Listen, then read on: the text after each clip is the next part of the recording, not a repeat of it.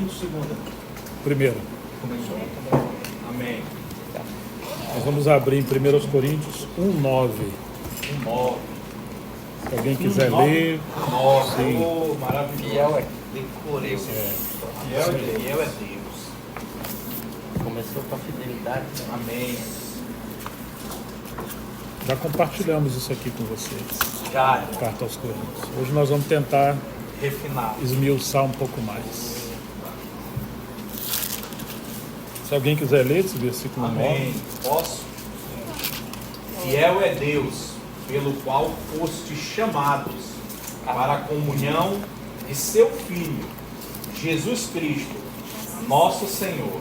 Amém. Fiel é Deus. Amém. Amém. Fiel a Deus. Vocês sabem que a igreja em Corinto passou por muitos problemas. Divisões, contendas, competição. E infelizmente, eles buscaram muitas coisas, mas eles esqueceram do chamamento principal. Para o que eles foram chamados? Não foram chamados para ser grandes, para ter um grande ministério, uma grande missão, uma grande obra, nem para serem independentes ou individualmente alguém ser bem sucedido, mas esquecer que fazemos parte de um corpo. Aqui diz: fiel é Deus pelo qual vocês foram chamados à comunhão do seu Filho Jesus Cristo, nosso Senhor. Todos nós fomos chamados à comunhão do seu Filho. Deus nos chamou para a comunhão do seu Filho. E aqui está a origem de todos os problemas, ao mesmo tempo que está a origem de termos uma vida cristã bem sucedida. Essa é a base do chamamento cristão. Nós temos um chamamento. E para que fomos chamados? Fomos chamados para uma pessoa. Não fomos chamados para um lugar, para uma coisa, para uma instituição. Fomos chamados para essa comunhão, que é a comunhão do Pai com seu Filho Jesus Cristo, nosso Senhor. Então, antes de Paulo tratar de todos os problemas, ele coloca um espelho para eles refletirem. Ou seja, uns diziam: eu sou de Paulo, outros diziam: eu sou de Apolo, outros diziam: eu sou de Pedro, e outros diziam, somos de Cristo sem os outros. Esse era o grupo pior. E Paulo está dizendo: vocês não foram chamados nem para ser de Paulo, nem de Apolo, nem de Pedro, foram chamados para a comunhão do seu Filho Jesus Cristo. Então existe uma comunhão entre o Pai e o Filho que ninguém pode participar, porque eles são eternos, sua natureza é amor. E a gente vê nos evangelhos que tudo que é do Pai ele confiou ao Filho, tudo que é do Filho ele devolve ao Pai. Então você vê uma comunhão sem egoísmo, um amor imparcial, desinteressado de coisas egoístas.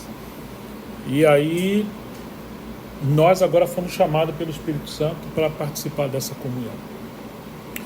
Agora essa comunhão, ela se manifesta em níveis. Deus quer encher todo o universo com a presença do seu Filho. E eu vou mencionar alguns níveis dessa comunhão, porque a nossa tendência é como uma escada, Vamos colocar esses níveis, 9 níveis. A tendência é a gente querer dar um salto, cair lá no 5º degrau. E esquecemos os primeiros degraus. Então, que Deus nos ajude a considerar esses níveis da comunhão celestial que o Pai nos chamou e possamos ver a Jesus, E com Ele nós possamos então escalar esses níveis com equilíbrio. Tem uma outra passagem que esse é o primeiro capítulo. Agora vamos ao último capítulo de segunda carta de Paulo aos Coríntios. Capítulo 13, versículo 13. 13. Se alguém quiser ler bem alto, pode ler. 2 Coríntios 13. 13. Todos os santos vos saúdam. Não, acho que é um... Isso. Não, 2 Coríntios 13, versículo 13. A graça do Senhor Jesus Cristo e o amor de Deus e a comunhão do Espírito Santo sejam com todos. Obrigado. O que eles precisavam como igreja para serem vencedores, agradar o Senhor, como uma igreja espiritual e bíblica? Primeira graça, na força humana nós só vamos reproduzir problemas. Eles precisavam da graça do Senhor Jesus Cristo, o amor de Deus, que é aquela confiança que falamos domingo, e a comunhão do Espírito Santo, porque o Espírito Santo é aquele que pega tudo que é do Pai e da obra que o Filho completou na cruz e ele aplica em nós. Toda a nossa necessidade espiritual é o Espírito Santo que ministra. E essa comunhão do Espírito Santo também está falando dessa comunhão da Trindade, do Pai, do Filho com o Espírito Santo. Nós precisamos dessa comunhão. Aqui está toda a necessidade que os irmãos tinham. Agora sim, 1 Coríntios 2, versículo 1 e 2. 1 Coríntios 2, versículo 1 e 2. Eu, irmãos, quando fui ter convosco anunciando-vos o testemunho de Deus, não o fiz com ostentação de linguagem ou de sabedoria, porque decidi nada saber de vós, senão a Jesus Cristo e este crucificado. Ainda que Paulo era um erudito, um poliglota, falava várias línguas, quando ele foi ter com os irmãos de Corinto, porque Corinto era uma cidade influenciada por filosofia dos gregos, ele diz que foi anunciar o testemunho, o testemunho de Deus. Ele não foi anunciar outra coisa. O mistério de Deus, o que Deus fala? Não era o que o homem quer saber. Paulo não está preocupado em responder especulações humanas, desejos humanos, vaidades humanas. Nós gostamos de ciência. Paulo foi ministrar o pensamento de Deus. E o testemunho de Deus é uma pessoa, é o seu filho. Então ele vai dizer: eu não fiz com ostentação de linguagem ou de sabedoria humana, porque os coríntios tinham essa tendência de gastar tempo querendo exibir que um era mais sábio que o outro. Você leu aquele livro? Vamos dizer, parafraseando o nosso tempo. Você viu aquilo? Você escutou aquela mensagem? Não, eu escutei. Em outras palavras, está competindo. Paulo falou: eu não quero saber. Ele vai dizer assim: não fiz com ostentação de linguagem ou de sabedoria humana, porque nada decidi saber entre vocês. No meio de tantos problemas, divisões, pecado, Paulo não quis se ocupar com nada disso. Ele só se ocupou com uma coisa: Jesus Cristo e este crucificado. Em outras palavras, nada tem sentido se não estiver exibindo Cristo e nossa maneira de viver, de servir. Tem que ser pelos interesses do Senhor. Tão maravilhoso é isso, né? E a gente vê que esse pensamento da comunhão da Trindade, do lugar do Filho em todas as nossas vidas, foi o norte de todos os apóstolos. A gente podia ler também 1 João, capítulo 1, versículos de 1 a 3, eu vou ler aqui. Quando João está no final do primeiro século, muitos haviam abandonado o primeiro amor, muitos problemas surgiram, vários apóstolos haviam morrido, na verdade todos, com exceção de João, o apóstolo. Ele vai dizer assim, 1 João 1, versículo de 1 a 3.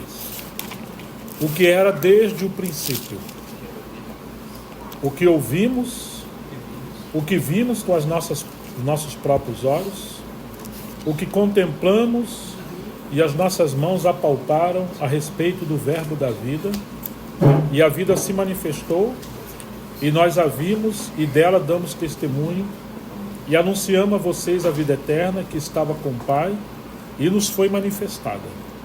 O que vimos e ouvimos anunciamos também a vocês, para que também vocês tenham comunhão conosco. Ora, a nossa comunhão é com o Pai e com o seu Filho, Jesus Cristo. Amém.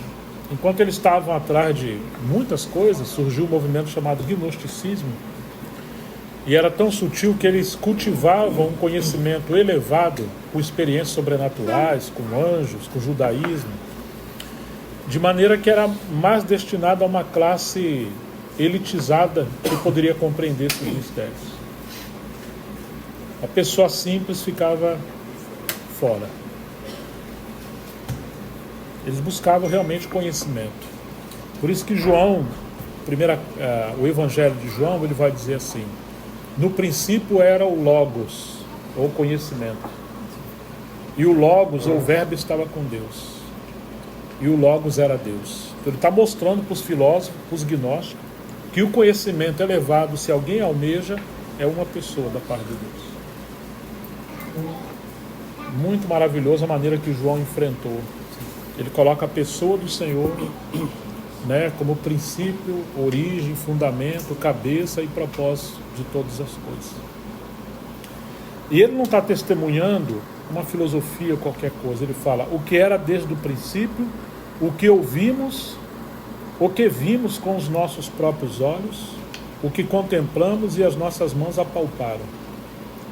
João reclinou ao peito de Jesus. E mesmo depois que Jesus ressuscitou, ele entra naquele lugar onde eles estão numa casa, e Jesus fala para Tomé: toca aqui o seu dedo na minha costela, mostrando que ele tinha corpo. Por isso que ele está dizendo: as nossas mãos apalparam, mostrando que ele comeu com Jesus, mesmo depois de ressuscitado. Não é uma história que eles estão seguindo, eles não ouviram falar, é um testemunho de primeira mão. A respeito do verbo da vida, e a vida se manifestou, e nós a vimos, e dela damos testemunho. Ou seja, o testemunho deles é daquela experiência de relacionamento que eles tinham com Jesus. Quando diz, eles perseveravam na doutrina dos apóstolos. O que era a doutrina dos apóstolos? Era a comunhão que eles tinham com o Filho de Deus. Era o testemunho de um relacionamento vivo com Jesus, anunciando as suas palavras e fazendo a sua obra que ele começou. Ou seja, fora da vida com Cristo, tudo é religião, tudo é perdido, tudo é vão. E anunciamos a vocês a vida eterna, que estava com o Pai e nos foi manifestada. O que vimos e ouvimos, anunciamos também a vocês, para que também vocês tenham comunhão conosco. Ora, a nossa comunhão é com o Pai e com seu Filho, Jesus Cristo. Não era uma comunhão em um ministério, uma comunhão com outro propósito.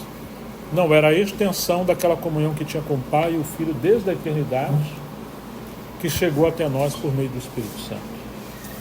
Então, o chamado de Jesus a seus discípulos é: siga-me. Não é para ir para um lugar, é vir para uma pessoa. Esse é o chamado de Jesus para você, para mim, como foi para os seus discípulos. Fomos chamados a uma relação profunda com Ele, e com Ele expressá-lo em todas as coisas. Uma vez que temos comunhão com o Senhor, nós podemos expressá-lo em todas as nossas relações e necessidades humanas. A comunhão com Cristo é como uma escada que podemos escalar até que tudo seja preenchido com a sua presença. Como normalmente temos a tendência de considerar a comunhão com Cristo algo muito místico, quem sabe muito espiritual, precisamos considerar que só temos verdadeira espiritualidade quando expressamos Cristo em todas as etapas de nossa vida humana e cristã. Se há verdadeira espiritualidade, só há verdadeira espiritualidade quando vivemos segundo as Escrituras. O Espírito Santo nunca vai nos guiar a algo que está em contradição às Escrituras. Ele é o Espírito da verdade, ele é o Espírito da palavra.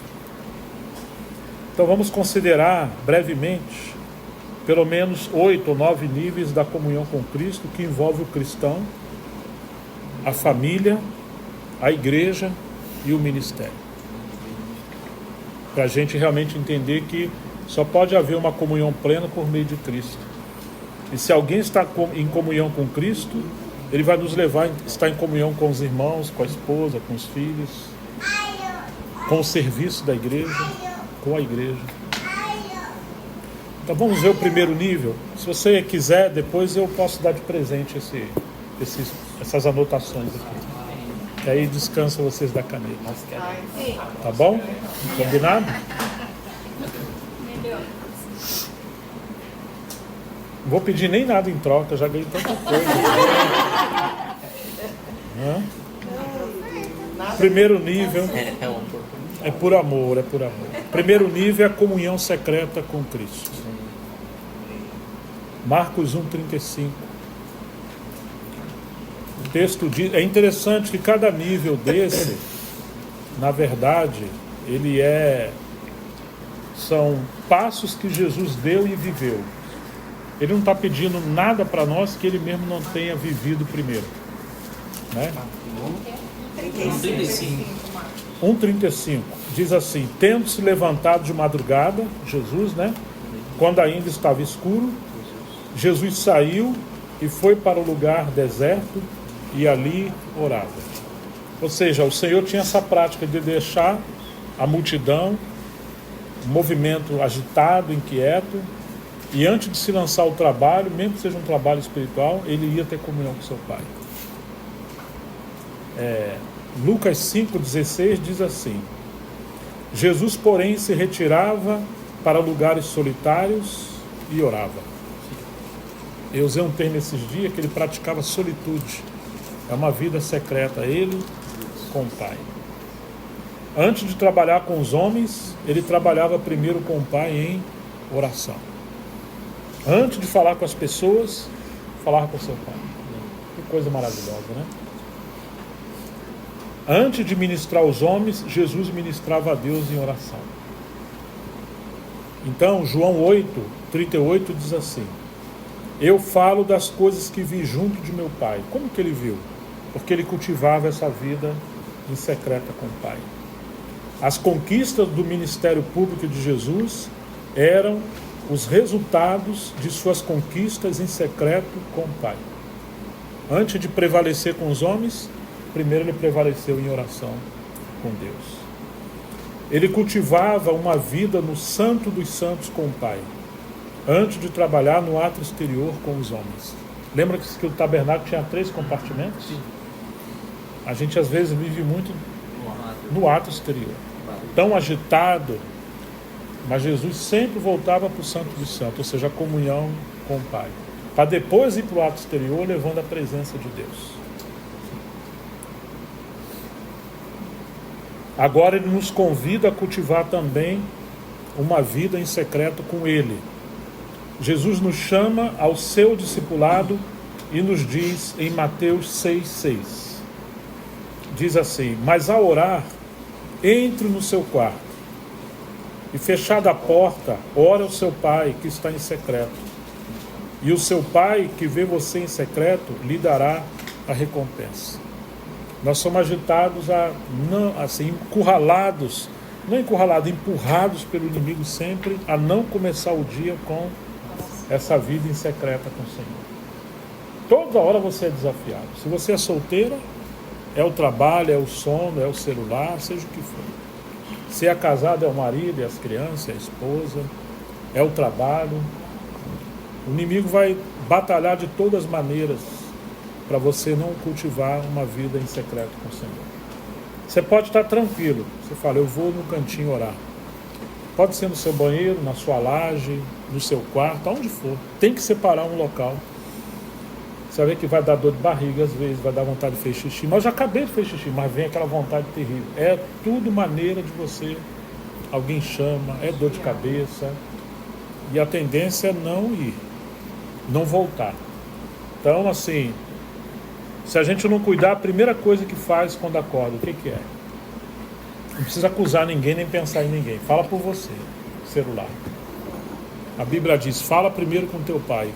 O que a gente faz? Vai ter contato com o mundo. Lembra-se que o diabo, nosso adversário, ele anda ao nosso derredor, bramando como leão? Sim. Procurando alguém para tragar?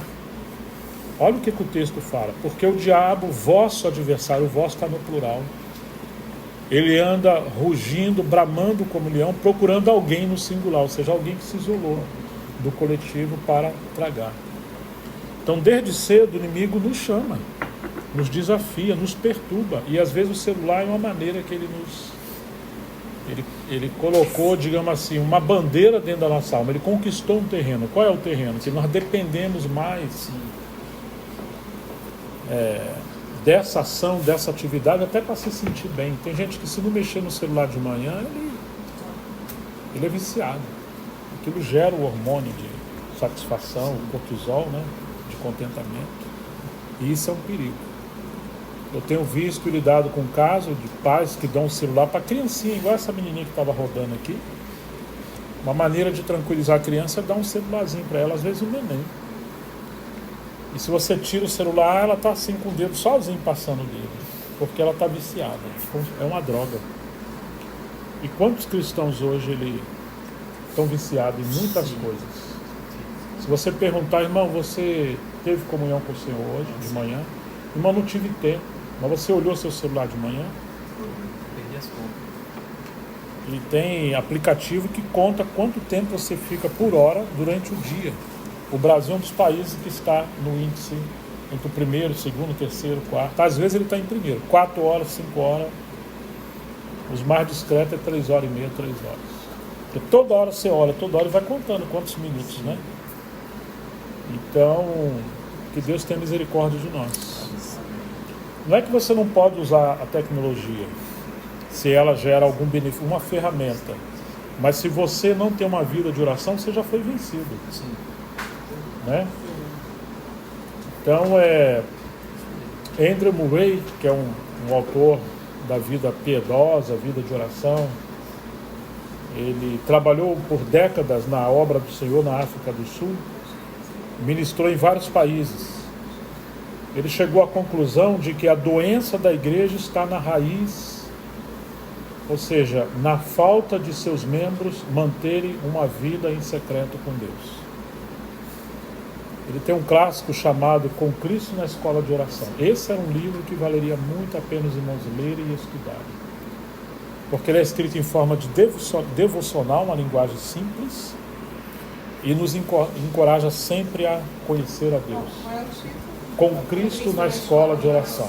Tem um outro livro dele, Com Cristo na Escola da Obediência. Irmão Gerson, Fantástico. essas recomendações de leitura, como estavam, o senhor vai passar para nós depois? Posso passar, sim. Com o maior prazer. Mas ele diz assim que o normal é que cada oração que um cristão faz seja respondida. Jesus prometeu, né, tudo que pedir ao Pai em meu nome, Ele vos concederá, para que o Pai seja glorificado. Então, se Ele não está respondendo, tem alguma coisa errada na nossa relação com Deus. Ou pedis mal, né, como disse o Tiago, estou bem assessorado. Muito bem. Porque Tiago diz, não tendes porque não estão pedindo, né? E pedir não recebeis porque pedis mal para gastar com os vossos próprios direitos. O livro trata disso. Quando você ora de acordo com a vontade de Deus, ele responde. Então tem que orar para descobrir a vontade de Deus. Amém. Ele concentrou muito do seu ministério em ajudar os filhos de Deus a como ter uma vida cristã vitoriosa a partir da vida em secreta com Deus. Murray escreveu cerca de 250 obras, entre livros, artigos, num estilo devocional, que tem ajudado cristãos no mundo inteiro a como adentrarem na comunhão profunda com Deus. Todo cristão deveria ler seus clássicos, e aqui está escrito, Com Cristo, na escola de oração, na escola da obediência e Humildade, a beleza da santidade. Esses são livros fantásticos. Notáveis servos do Senhor reconheceram o princípio de que, se a raiz for santa, também os ramos serão santos. Está em Romanos 11, 16. Se a raiz da nossa vida for santa, todo o nosso viver, todos os ramos, será santo. Existe uma outra obra, a Celebração da Disciplina, de Richard Foster, que foi um Quaker. Ele fala sobre o caminho da vida cristã saudável. Foi considerado um dos 10 livros mais importantes do século XX que deve ser lido. Também todo cristão deveria ler esse clássico. Em poucas palavras, Foster faz uma análise do problema do nosso tempo. Abre aspas, disse ele, Richard Foster. A superficialidade é a maldição do nosso tempo. A necessidade desesperada de hoje não é a de um número maior de pessoas inteligentes, nem de pessoas talentosas, mas de pessoas com profundidade. O equívoco do nosso tempo é o repetitivo erro no árduo trabalho que não prioriza a vida em secreta com Deus. Por isso, tem-se colhido o ativismo religioso e superficialidade no lugar de frutificação do espírito e maturidade. Sigo eu. A real situação da igreja em muitos lugares revela que ainda não entendemos que não haverá real frutificação espiritual se não cuidarmos primeiro da raiz. Pode-se haver muito trabalho e movimento, mas não a obra do Espírito Santo. A obra do ministério se torna um fardo enquanto os pastores não ajudarem aos santos a investir nas prioridades espirituais. A pandemia tem sido um meio para aprendermos a migrar das atividades públicas no átrio exterior para a vida em secreta no Santo dos Santos. Nós perdemos, vamos dizer, a liberdade de fazer muitas coisas públicas, né? E na época eu percebi isso. Isso foi um movimento permitido por Deus, não ministrado por Deus, para você voltar para a sua casa. E na sua casa voltar para o seu quarto. E fechar o quarto, ter comunhão com Deus. Os casais terem diálogo. Tempo de qualidade entre marido e mulher, entre pais e filhos. Precisamos migrar do culto público e congregacional para o palácio secreto do quarto de oração com o Pai. É muito bom o culto na igreja, o culto público. Mas seremos religiosos se cada um de nós não cultivar uma vida de secreto com o Pai. Infelizmente, muitos voltaram para casa, mas não voltaram para a comunhão profunda com Cristo pela oração e meditação das Escrituras.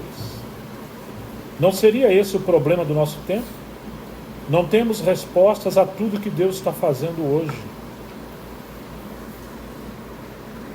Inclusive com a pandemia que virou o mundo inteiro de cabeça para baixo. No entanto, no mínimo, devemos ter a certeza de que, como raramente ouvimos o gentil sussurro do Espírito nos convidando ao Santo dos Santos, Deus interrompeu nossa vida distraída no átrio exterior, do mundo religioso, no mundo dos negócios e do mundo do entretenimento, para voltarmos ao secreto da vida com Ele. Às vezes não sabemos por que da enfermidade, por que da dor, por que da escassez financeira, mas é o meio do Senhor nos falar: filho, vem para cá, sim, vem ficar comigo.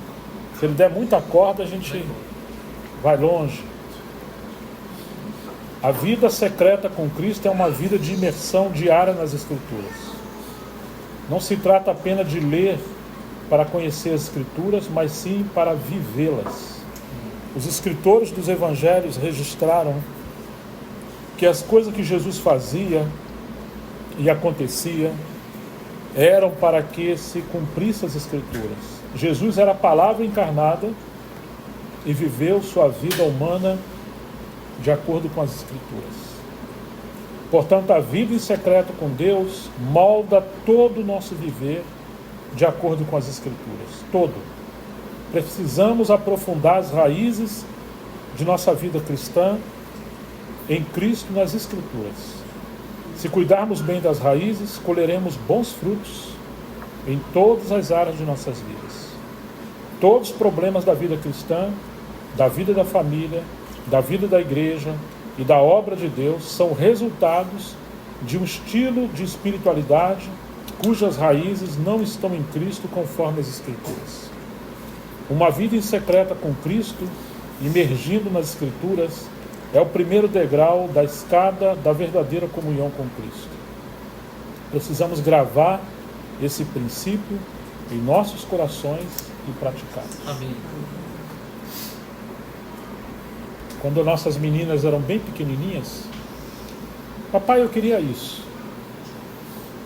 Você já falou com o Papai do Céu que você quer isso? Claro, eu sou o pai, sou o provedor. Mas se um dia esse pai terreno faltar, o que será de você se não conhecer o Pai Celestial? Ou seja, o pai terreno não pode substituir o Pai Celestial. O pai terreno tem que representar o Pai Celestial. Quando elas vinham me dar um beijo de manhã, eram 3. Você já falou com o Papai do Céu primeiro? Aí voltava correndo para o quarto e ia orar. Era uma gracinha. Cortava o coração falar isso. Mas eu precisava ensinar as meninas a primeiro ter comunhão com Deus. O segundo nível é a comunhão com Cristo na família. Nós lemos esses textos de Efésios 5, né? O marido deve amar a esposa, dar a vida por ela, e vocês sabem que com a nossa natureza isso não vai ser possível. E a mulher reverencia o marido. Isso também não vai acontecer. Somente por meio da comunhão com Cristo. Aí tem um versículo muito interessante, se alguém quiser ler, 1 Pedro 3, versículo 7. Tem muitas formas de amar a esposa, né? 1 Pedro. Capítulo 3, versículo 7. E aqui nós vamos ver uma forma de amar. 3:7. Maridos, vós igualmente vivei a vida comum do lar, com discernimento, tendo consideração para com a vossa mulher, como parte mais frágil. Tratai-a com dignidade, porque sois juntamente herdeiros da mesma graça de vida, para que não se interrompam as vossas orações. Então, por natureza, nós homens somos egoístas. E a gente não dá honra à esposa como vaso mais fraco. O vaso mais fraco aqui não está falando de inferioridade. Está falando de papéis. E é claro que Deus dotou a mulher de dádivas, funções que não deu ao homem. Realmente o homem é provedor. O homem deveria ser protetor. O homem leva fardo nas costas.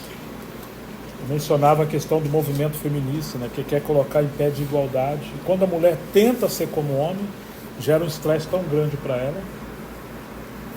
E o lar passa por crises, né?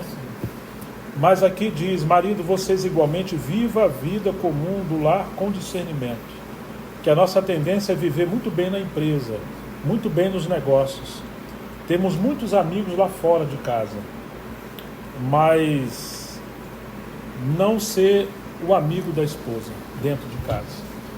Você pode ser um grande empresário, um grande engenheiro, um grande médico, pode ser bom negociante, mas se você não tiver habilidade dentro da sua casa para lidar com as coisas mínimas, somos um fracasso. E a gente precisa dar honra à esposa. A gente às vezes não considera a necessidade das esposas. Eu não sei se alguém já leu um livro chamado As 5 Linguagens do Amor. Ah, você leu, Neide? E você também. A gente estava num encontro de casais, isso faz muitos anos, né? Lá em Sumaré, numa chácara, alugamos uma chácara, levamos todo mundo para lá, passamos um dia ou 12 dias juntos. E aí a gente fez uma dinâmica para enumerar como que a mulher se sentia amada e o marido se sentia amado. E é muito interessante que às vezes o marido tem uma maneira de expressar o amor por meio de trabalho. Então ele é um bom esposo, mas a maneira dele expressar amor não é levando flores, não é expressando palavra, eu te amo, não é toda hora sendo carinhoso.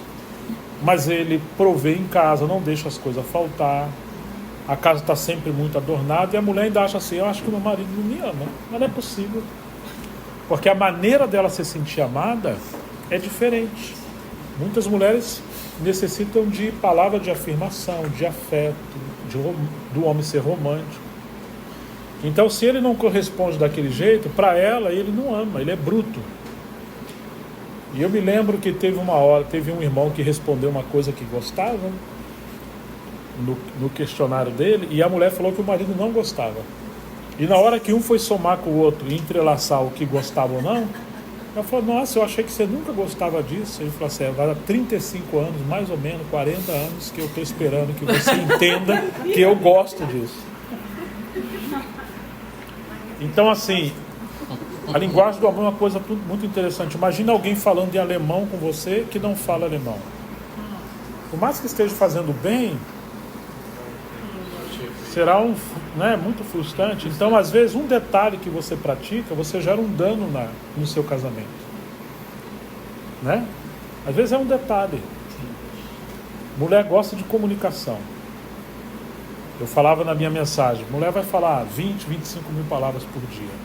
O homem é muito objetivo, racional, lógico. Então, muitas vezes, nós não percebemos detalhes no dia a dia. E muitas vezes feriam a esposa. Ou a esposa também não respeita o marido. A maneira de tratar, de honrar, de respeitar. Mas aqui ele está falando para os maridos, não é para a mulher. Tem muita coisa para as mulheres na Bíblia. Parece até meio desleal. Tudo a mulher.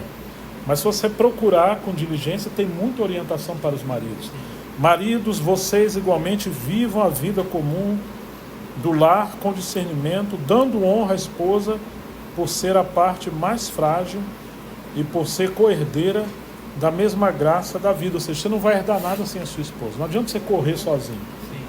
E os dois agora são uma só carne. Agindo assim, as orações de vocês não serão interrompidas. Imagine quantas orações estão interrompidas quando não há harmonia.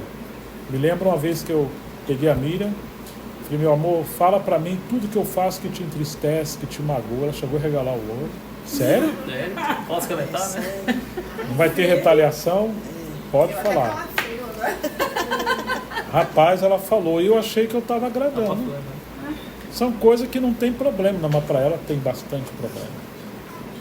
E depois ela perguntou e eu falei, nos perdoamos, nos entendemos, nós vamos fazer 32 anos de casado.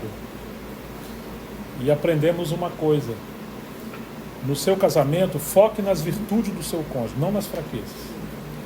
Se você alimentar as virtudes, elogiar, reconhecer, aplaudir e recompensar as iniciativas, essas virtudes vão se multiplicando e vão convertendo as fraquezas em virtudes. Mas se você só vê as fraquezas e denuncia as fraquezas, essas fraquezas podem se multiplicar e apagar as virtudes. Quantas vezes a mulher guarda coisa de muito tempo, mas coisa boba. O que aconteceu? Você sabe o que aconteceu. Ô, meu pai. É Jesus. Você me falou Hã? 40 anos atrás. É por aí. 40 anos atrás, é. Na semana que você conheceu. Então, assim, são pequenos detalhes, né? Mas a gente precisa simplificar essa espiritualidade com Cristo e descer as coisas mais simples, né? Às vezes é uma louça que você lava que demonstra o seu amor. Um banheiro que você não deixa sujo. A roupa que você não deixa em qualquer lugar. Se a gente estava lá lidando com a situação, um marido não liga para tomar banho na hora de dormir. E como eu viajo muito, eu sei que tem lugares que a cultura é assim, você só toma banho de manhã. Muitos anos atrás eu falei para um irmão de outro país, eu falei, olha, aqui no Brasil, se você andou o dia inteiro, trabalhou, chegou suado, você não deve deitar numa cama limpa, com lençol cheiroso, com essa roupa suja. Toma banho, põe uma roupinha de dormir, e essa roupa tem que lavar. Porque às vezes nós não percebemos, fazer que para nós é uma coisa normal, né? Teve um homem tão bruto que uma vez a mulher preparou uma comida maravilhosa para ele. Ele não elogiou, não falou nada. E ela reclamou com ele. Puxa, você não percebeu? Ele falou, quando eu fico quieto é sinal que eu estou elogiando. Eita. Sinal que eu gostei. Sinal que eu gostei. Quando eu fico quieta, é sinal que eu gostei. Sinal que você Se ele não falou nada, senão Quer dizer, Se fosse ruim, ele tinha falado. que ele sempre falava. Então assim, será que Cristo é assim? É tanta indelicadeza, né? E eu queria, a gente entrou em reeducação alimentar em casa e eu queria ajudar a Miriam na área da saúde. Então eu queria tirar o doce, diminuir bem o doce e entrar com alimentação mais natural e tudo. Falei, como é que eu vou fazer sem ofender, sem magoar, sem entristecer? Então eu acordava muito cedo, fazia um café gourmet, vou mandar o link para vocês. Quem gosta de café. Torra média. Acordava cedo. Aí eu levava uma xicrinha especial que comprei, bem romântica. Entrava, não embrutecido, que às vezes a maneira do homem acordar a mulher, parece que o cara tá no exército, né? Parece que tá no exército, não, é com amor, é uma princesa. Pode chegar. Não. E aí eu dava um toque, meu bem, oi, eu trouxe seu cafezinho. Ih, rapaz, aquilo ali eu ganhava o dia inteiro. Não adianta o homem querer alguma coisa mais tarde e não abanar. Tem que acordar, tem que abanar, filho. Já viu quando vai fazer o churrasco, você abana a brasa ali? É assim, é desde de manhã. E aí, o que aconteceu? Eu fui tirando o açúcar devagarzinho, ela nem percebeu. Uma delicadeza, diminuindo, até que ela passou a tomar café sem açúcar e até hoje nunca mais usamos açúcar. Nem sucos, especialmente no café e muitas coisas. E gerou uma gratidão. É um detalhe, mas às vezes nós queremos algo da pessoa e lembra o que aconteceu com Cristo? Ele morreu, da sua costela saíram água e sangue. E às vezes o homem não quer morrer para o seu egoísmo, individualismo, não tem paciência. Você não vai mudar uma pessoa da noite para o dia. Na verdade, nós não mudamos a pessoa, né? É o Espírito Santo que trabalha. Mas nós cooperamos. E assim, vice-versa. Uma mulher sábia edifica a casa. E edificar a casa também é ajudar a formar um homem. Ser uma conselheira. Ela pode usar esse poder de sensualidade para conduzir o homem a coisas boas. Não somente para coisas que sejam interessantes a ela. Então esse texto fala o marido conviver com a esposa com sabedoria, dando honra à mulher como vaso que carece de amor. Poderia ser essa a transliteração, ou a linguagem para o nosso tempo. Um cuidado maior. Honra a esposa, honrar ela primeiro. A maneira de você tratar, você pode honrar ou desonrar, você pode ferir com palavras ou um pequeno gesto. Você pode desonrar a esposa. E aí as orações vão ser interrompidas. Então não adianta você orar no púlpito da igreja, orar alto, pregar, visitar a pessoa, levantar a mão, tá cantando, legal, mas como é que está lá na sua casa o relacionamento? Eu diria que esse é o segundo nível. E a Escritura também fala para os filhos, né, em Efésios 6, de 1 a 4, acho que todos conhecemos: filhos, obedeçam aos seus pais no Senhor, pois isso é justo. Honra seu pai e sua mãe, mesmo que seu pai e sua mãe não sejam os melhores pais. Mas é uma posição que Deus nos colocou. Que é o primeiro mandamento com promessa, para que tudo corra bem com você e você tenha uma longa vida sobre a face da terra. E vocês, pais, não provoquem os seus filhos a ira, não aperte, não oprima, não seja embrutecido, não cobre uma coisa que eles não têm como fazer. Mas tratem seus filhos, tratem de criá-los na disciplina e na admoestação do Senhor. Disciplina aqui é como você educar os filhos. Hoje tem um movimento muito bonito que vem do norte da América, é o homeschooling. Você educar os seus filhos. Aí os pais têm que ser aqueles que transmitem a educação, não apenas a Bíblia, história, matemática e tudo que for preciso, né? Porque a sociedade está de um jeito que você paga, cria seus filhos, mas na hora que você coloca na escola, é quase um trampolim para o abismo.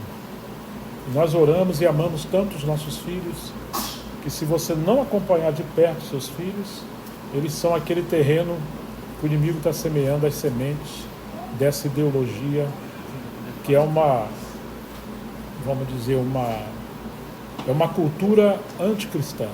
Uma cultura, né, movimento comunista, movimento cultural. Então esse é o segundo degrau, que é com Cristo na família. A maioria dos problemas na igreja tem sua origem nos problemas da família. Um líder rigoroso, duro, autoritário, provavelmente ele é assim com a sua esposa e com seus filhos. Ele está só reproduzindo na igreja o que ele é em casa. Por isso que quando Paulo diz: se alguém almeja o episcopado, excelente obra almeja, convém que o presbítero seja o quê? Um bom teólogo, que tem uma homilética, que tenha vários canudos, que saiba pregar, conhece o grego. Convém que ele seja, em primeiro lugar, o marido de uma só mulher, e ele vai falar todas as credenciais voltado para a sua casa.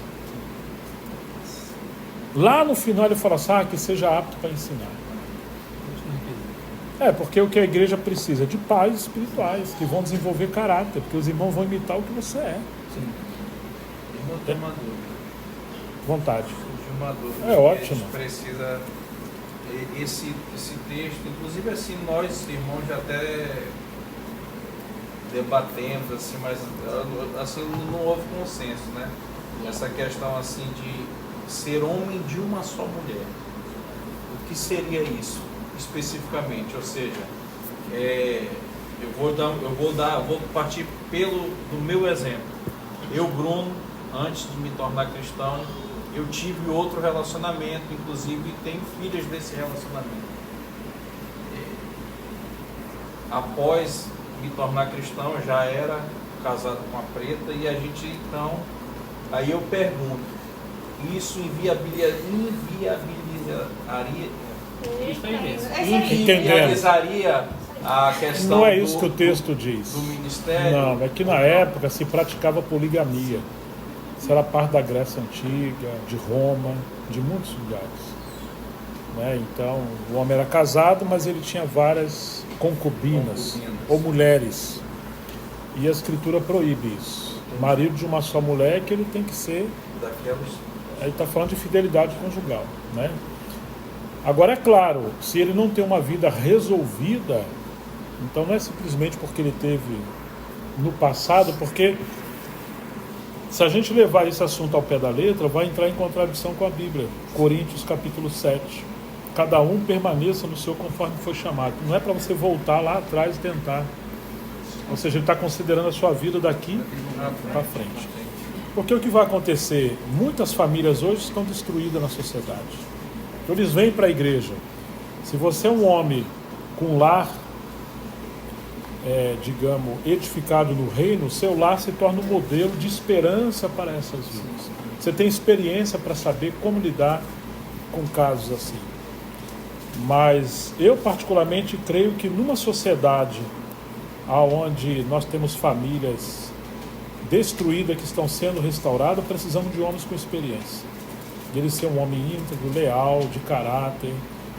Porque se alguém está em Cristo, é nova criatura, as coisas velhas se passaram e eis que tudo se fez novo.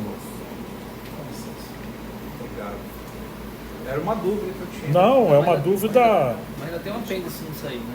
É uma dúvida interessante. É o casal que converteu, porventura separaram, aí ambos se casam com outros respectivamente. Esse é um caso diferente, né? Totalmente diferente. Aí ele perdeu a reputação dele. Ele não é um exemplo de... Aí ele perde essa prerrogativa. Eu acho que sim. Por ser crente. Porque já conhecer, né? Já tem... É diferente a vida antes de Cristo, nas trevas, e a vida em Cristo, né? Eu me lembro que uma vez cheguei numa cidade, não vou mencionar nenhum estado para não diluir, não comprometer. E a gente estava num ambiente desse, terminou uma conferência e no último dia abrimos para pergunta e resposta. E uma senhorinha, uma irmã, bem senhora, falou assim: irmão Gerson, numa igreja onde um presbítero já teve várias esposas, ou ele, sendo casado, teve adultério e ainda está na liderança, como que o irmão vê isso? Eu falei: esse mato tem cachorro. Tem cachorro, tem uma coisa. Tem algo aí nessa pergunta. Eu não vou jogar. Eu não vou jogar isso. Aprende essas figuras de linguagem. Esse mato tem cachorro. Parece que tá tudo tranquilo. Mas na hora que você entra ali, tem coisa cobrindo. Pode ter certeza. Então eu falei: olha, como já está tarde, temos que descansar. Nós vamos deixar esse assunto para conversar numa outra ocasião. Mas terminou ali, eu chamei os presbíteros, eram 4 irmãos, acho que eram 4. Eu lembro de 3. Falei: aquela pergunta da senhora lá, quem de vocês está comprometido com isso? Existe casos aqui? Eu falei: não, existe. Mas a gente ouviu um conselho do irmão mais velho que estava viajando que podia estar no presbitério. E qual que é o assunto? Não, é que eu caí em adultério com 2 irmãs na igreja. Da mesma igreja? Da mesma igreja. Vocês estão tomando ceia com uma irmã que você adulterou e tua esposa está na... E você? Não, é que eu também tive um caso em outro lugar, mas eu tenho uma nova família, está tudo resolvido. Eu falei assim: olha, eu nem quero saber quem aconselhou. O que eu vou falar para vocês considerem, e eu vou dar um conselho. que vocês têm que considerar? A consciência da igreja. Pode ser um anjo que fala que está tudo bem. Mas se a consciência da igreja está ferida, porque uma coisa é uma fraqueza que alguém caiu. Outra coisa é um adúltero que seduziu uma pessoa, tem a prática, a cultura do adultério. É diferente uma coisa da outra. E aí o que aconteceu? Eram 2 pessoas que estavam no presbitério. Ele falou, irmão, então a consciência da igreja está imaculada. Eu falei, quando você prega, eles recebem? Não, então não adianta você pregar. Vocês não deveriam estar na liderança, porque vocês são exemplo. Vocês estão mostrando para os jovens aqui, tanto para as moças como os rapazes, que não tem problema se você praticar relação sexual fora do casamento, porque a igreja perdoa e fica tudo bem. Falei, agora vai o meu conselho. Qual que é o conselho? Você e você, junta suas malas, sai da cidade, procura qualquer lugar para vocês viverem, ou vocês renunciam à liderança. Mas você está no presbitério como presbítero, vocês não têm dignidade nem moral para estar nos presbíteros. E eles mudaram. Um depois entrou em contato, irmão, minha vida melhorou tudo. Meu casamento, meus filhos, vida profissional. Falei, vai para um lugar que ninguém conheça vocês, vai como membro, não vai como líder. Começa a vida de você, não tem ambição de liderança, mas aqui vocês não devem estar na liderança. E o Senhor prosperou muito a vida deles. Porque você não pode ser presbítero num lugar novo. Assim, biblicamente, você é presbítero na cidade onde você mora. Se você mora em Antioquias, que é uma igreja nova, chegou em Jerusalém, que é uma igreja mais velha, lá você não é um presbítero. Você não tem nem maturidade para estar no presbitério, que aquela igreja já caminha há tantos anos. Presbítero representa, resumidamente, quem são os presbíteros? São os irmãos mais experientes, mais velhos no Senhor, que podem ajudar aqueles que são mais novos. Eles representam a autoridade espiritual. Então, se você vai para um lugar onde a igreja já está há mais tempo, você acabou de chegar, você não tem nenhuma história com ele. Sim. E apacentamento, o pastoreio é algo tão nobre. No tempo desse eu falei, você sabe o nome das crianças daquela família? Não. Sabe o nome do cachorro deles? Não. Então você não pode falar que você é o pastor deles. Sim. O pastor é um pai, é alguém que cuida. Agora, esse negócio de falar, isso não significa nada. Você tem que acompanhar, tem que dar a vida, tem que se relacionar. Então esse negócio de, vamos tirar esse irmão daqui e chamar um outro pastor, sem histórico nenhum de vínculo, você pode fazer isso numa empresa, no mundo corporativo. Na igreja, é um sistema. Porque assim, o rebanho não ouve correção de pessoas que não têm vínculo espiritual. Se vir um outro irmão pregar aqui, pode ser um homem de Deus, mas não tem história nenhuma, não tem vida. Você deixaria alguém corrigir seu filho com a vara? Não tem vínculo nenhum com você? Corrigir, senta aqui, ó, Davi. Não tem como. Hã? Não tem como. Eu acho que não tem como, com a igreja é a mesma coisa. Então acho que respondi a pergunta, né? Eles já tinham se retratado, se arrependido, mas cometeram essas coisas. Então a reputação deles, perderam a credibilidade. Eles não eram exemplo. E chefe, só mais sobre a Vera, tem mais detalhes. E a igreja estava ferida. Totalmente ferida com a consciência. Aquela irmã representava a consciência da igreja. Ela representava a consciência da igreja. E numa situação que do presbitério ele cometeu, ele teve um tempo separado e voltou com a mesma esposa. Continua a mesma situação, né, Anderson? Porque isso, na verdade, cria um estigma nele ali, né? Aí repercute no que tu falou. Quem tá falando? Tipo assim, fala e não prega o que faz. Isso gera um dano na palavra profetada, né? Falada, né? Sim. É uma área muito delicada. Delicado isso aí, né? A questão da responsabilidade pastoral, a questão do presbitério, o senhor requer um exemplo, né? Não é coisa para super-homem, mas com a graça de Deus você tem que ser exemplo para os irmãos, né? De idoneidade. O expediente ele fica maculado. Fica. Não, as pessoas vão lembrar, é complicado. Para onde for, vai levar junto, né? Porque... Depende, se ele vai como um irmão novo que chegou e não está reivindicando prerrogativa de liderança de presbítero, isso não pode acontecer. Não pode. Se ele é um presbítero em Jerusalém, não pode chegar lá, agora eu sou um presbítero. Não, o presbítero é local.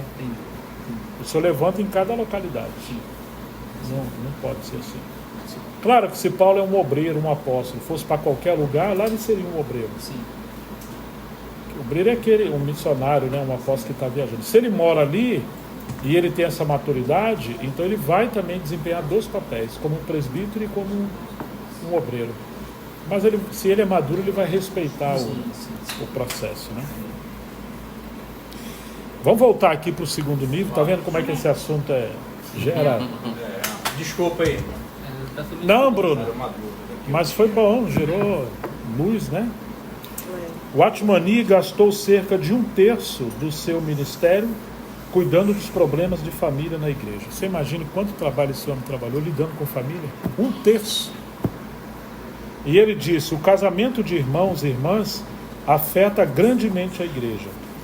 Quando surgem problemas nos casamentos, estes logo passam a ser os problemas da igreja. O Paul Washer, que é um líder que está norte-americano, ele é o diretor e o irmão responsável de uma junta de missão que envia missionário para muitos países. Paul Washer diz o seguinte: ele é um respeitado missionário, escritor e obreiro itinerante. Ele também é fundador e diretor da Sociedade Missionária Heart City. Na verdade, em português seria não Heart City, Heart Cry, Clamor do Coração, que apoia o trabalho de missionários em mais de 30 países. Ele diz: embora essa sociedade envie e sustente centenas de missionários, ele diz: quer mudar o mundo? Vá para casa e ame a sua família. Quer mudar o mundo? Quer? Então você vai para a sua casa. Quer ser útil na igreja? Não reivindique nada, só ame sua família. Porque tudo que Deus vai fazer vai nascer na família. E que se tem algo que Deus quer usar na sociedade, é família.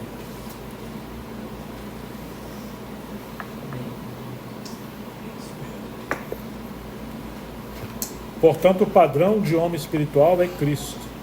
E as Escrituras nos mandam amar a esposa, como Cristo amou a igreja. Como ele amou a igreja? Dando a sua vida por ela. Kemp Morgan, considerado o príncipe dos expositores da Bíblia, também falou: o Deus do universo quer ser o Deus da nossa casa. Kemp Morgan também diz que nenhuma obra que é feita para Deus deve ser respeitada se não tomar a família como base. Já pensou? Não podemos respeitar qualquer obra que a família não seja a base desse ministério. Ou seja, qualquer obra que é feita para Deus, que não toma a família como base, está destinada a muitos problemas. Muitas famílias são destruídas quando alguém coloca o ministério acima da esposa ou dos filhos. Ele gera muito problema para a sua casa. Deixa de ser um provedor porque ele quer que a igreja sustente ele, quando ele na verdade deveria trabalhar. Alguns irmãos, alguns homens, Deus libera para o ministério integral, mas isso eu não encontrei na Bíblia uma pessoa sequer que Deus chamou que não estivesse trabalhando. Todos estavam trabalhando, os 12 estavam trabalhando, Paulo estava trabalhando. E aí você tem Eliseu e todos os demais. Abraão. Deus deixou as crises de Davi registradas nas Escrituras para nossa advertência. Davi foi um grande rei, mas fracassou como pai. Davi não caiu no campo de batalha, mas na negligência do cuidado de sua família. Ele cometeu um adultério com Betseba e depois mandou assassinar seu marido Urias. Seu filho Amon cometeu incesto com a sua própria irmã. Seu filho Absalão matou seu irmão Amon em revolta ao silêncio de Davi. Porque Davi não disciplinou devidamente Amon, Absalão foi lá e matou. 1 Reis, capítulo 5, não precisa, capítulo 1, versos 5 e 6, diz assim: então Adonias, filho de Hagite, uma das mulheres de Davi, se exaltou e disse: eu serei. Então Adonias disse: eu serei o rei. Providenciou carros de guerra, cavaleiros e 50 homens que corressem na sua frente. Por que isso aconteceu? Adonias fez isso. Diz o texto: seu pai jamais o tinha contrariado, dizendo, por que você fez isso ou aquilo? Adonias tinha boa aparência e era mais jovem do que Absalão. Davi não tinha tempo para sua família, foi negligente na disciplina dos seus filhos. Depois que Salomão assumiu o reino, mandou matar Adonias, que era o seu próprio irmão. Olha quanta tragédia na família de Davi. Quando Jesus enviou seus 12 discípulos, ele os orientou a procurar casas dignas. Mateus capítulo 10, versículos 11 e 13. Na cidade onde vocês entrarem, procurem casas dignas. Se encontrar, saúda com a paz. Ou seja, essas casas dignas serão os currais das ovelhas. O lugar onde as ovelhas vão descansar e se alimentar. Tipo princípio, currais e boi fica para comer, descansar. Então, assim, precisamos de lares redentores. Que o Senhor possa enviar pessoas, jovens querem pais e mães, jovens querem lares exemplares. A sociedade está em crise. Quando Pedro falou assim, nós que deixamos tudo para seguir o Senhor no Evangelho, o que vamos receber? Ele falou, não há quem me tenha deixado pai, mãe ou qualquer coisa por amor de mim, que não receberá 100 vezes mais nessa vida. Em quê? Vocês lembram? Casas, pais, mães, irmãos e irmãs. O que o Senhor prometeu dar para você e para mim? Famílias. Não é um grande templo, um grande obreiro, um grande líder, prosperidade financeira. Está dizendo que vai dar família. Agora, onde estão os lares ajustados? Onde o marido representa Cristo, a mulher representa a igreja e os seus filhos servindo a Deus com temor. Tem que ser em lares cristãos, que não estão muito preocupados com a espiritualidade fora de casa. Sim, queremos a espiritualidade lá, mas ela tem que começar primeiro nos lares. Primeiro degrau, a vida em secreta com Cristo. Segundo degrau, a família. E esse tem sido uma tragédia no nosso tempo. Falar, filho? Concorda? Que bonito.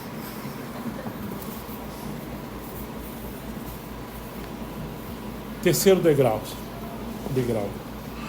Comunhão com Cristo entre 2 ou 3. Mateus 18, 20 diz assim: porque onde estiverem 2 ou 3 reunidos em meu nome, ali eu estou no meio deles. 2 ou 3. Ou seja, muitas vezes falamos, somos membros do corpo de Cristo. Legal. Mas individualmente, Paulo diz que nós somos membros uns dos outros. Seu pé não sai aqui do pescoço, da barriga, do peito. Ele está ligado lá à sua perna. Sua mão está ligada ao seu braço, antebraço. Você é membro da igreja, ok, membro do corpo. Mas quais são os membros que o Senhor ligou a você? Então a gente precisa buscar do Senhor aqueles irmãos ou irmãs que Deus nos uniu para a gente ter comunhão mais intensa. Essa é uma comunhão para proteção, para oração, para correção. Correção. E nós às vezes não queremos andar perto de pessoas que nos corrigem. E o casamento é para correção.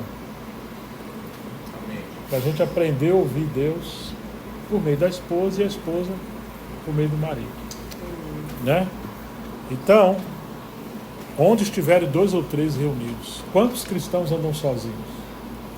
E é claro, temos vínculos que é o Espírito Santo que cria, que às vezes a pessoa nem mora na sua cidade, mas você sabe que a hora que precisar, Deus pode usar essa pessoa porque nos conhece e tem o ministério de nos socorrer.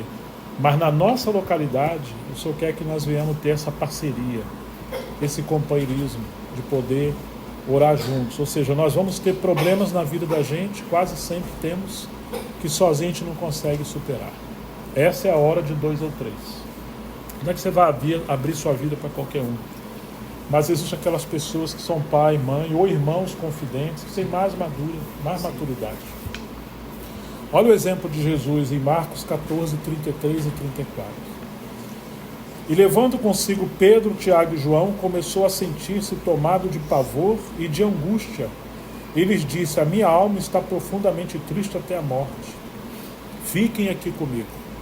Ele é o Filho de Deus, ele é o Deus encarnado. Olha a humildade de Jesus. Chamou 3 amigos, Pedro, Tiago e João, e disse: olha, minha alma está profundamente triste até a morte.